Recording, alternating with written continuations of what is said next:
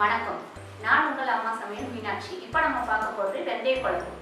தேவையான பொருட்கள்: சாம்பார் வெங்காயம் 150 கிராம், 2 தக்காளி, தேவையான அளவு மஞ்சத்தூள், தனியா, கடலைப்பருப்பு, கடுகு, வெந்தயம், பூண்டு 2 பெரிய பூண்டை உரிச்சு எடுத்து வச்சுருக்கேன், 75 கிராம் புளி, கருவேப்பிலை, தேவையான அளவு உப்பு, குழம்பு மிளகாத்தூள், தேவையான அளவு எண்ணெய்.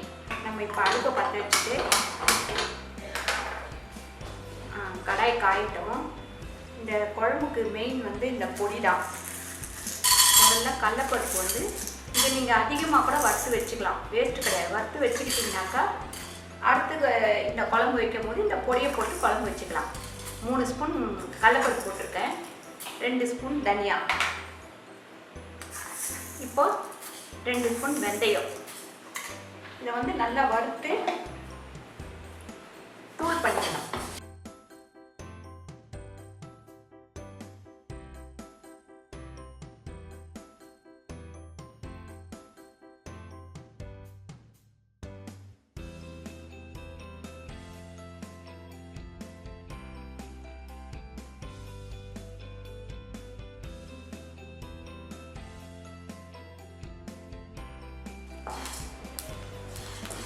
நம்ம இந்த அளவுக்கு இதை வறுத்துக்கணும்.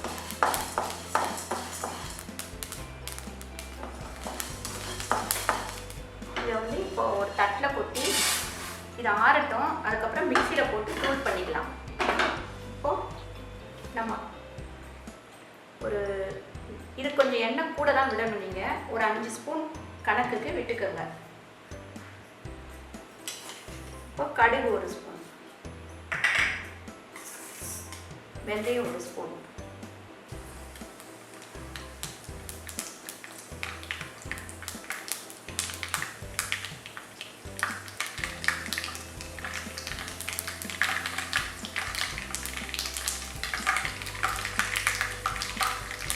இப்போ நம்ம இதில் பூண்டை போட்டுடலாம்.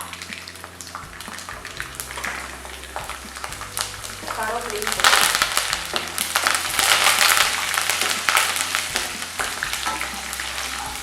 இப்போ நம்ம வெங்காயத்தை போட்டுக்கலாம்.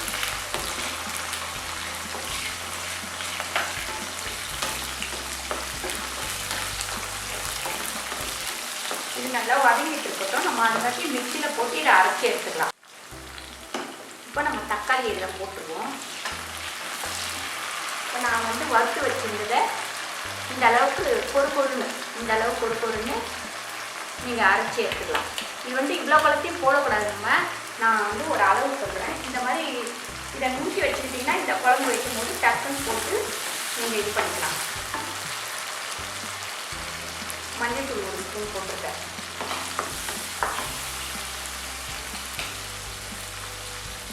உப்பு 2 ஸ்பூன்,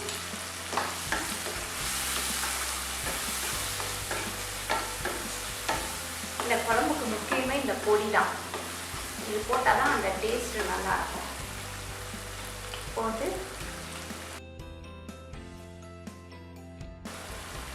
2 ஸ்பூன் போட்டிருக்கேன் இந்த பொடி, அரைச்ச பொடியை.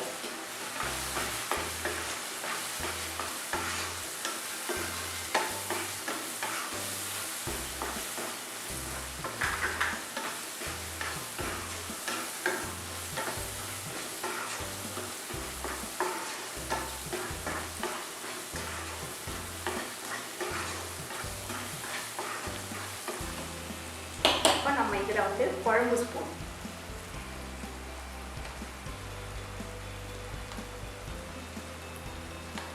நாலு ஸ்பூன் போட்டிருக்கேன்.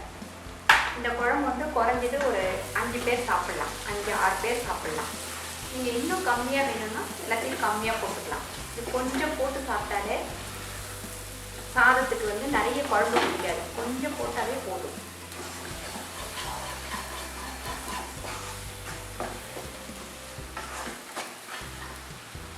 புளியை தண்ணி ஊற்றி ஊற வச்சுருக்கேன், அதை கரைச்சி இதில் விட்டுருவோம். இப்போ நம்ம புளியை இதில் விட்டுடலாம்.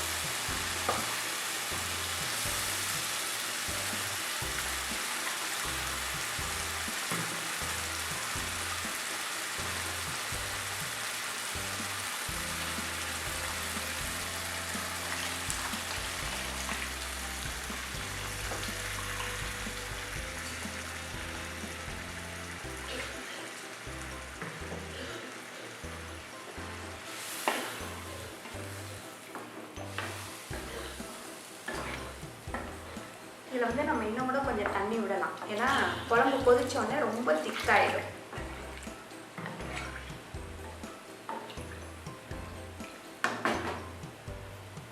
இப்போ நம்ம மூடி வச்சிடலாம், நல்லா கொதிக்கட்டும்.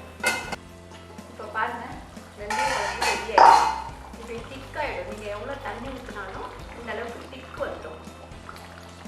இது வந்து அவ்வளோதான், ஆஃப் பண்ணிட வேண்டியதுதான்.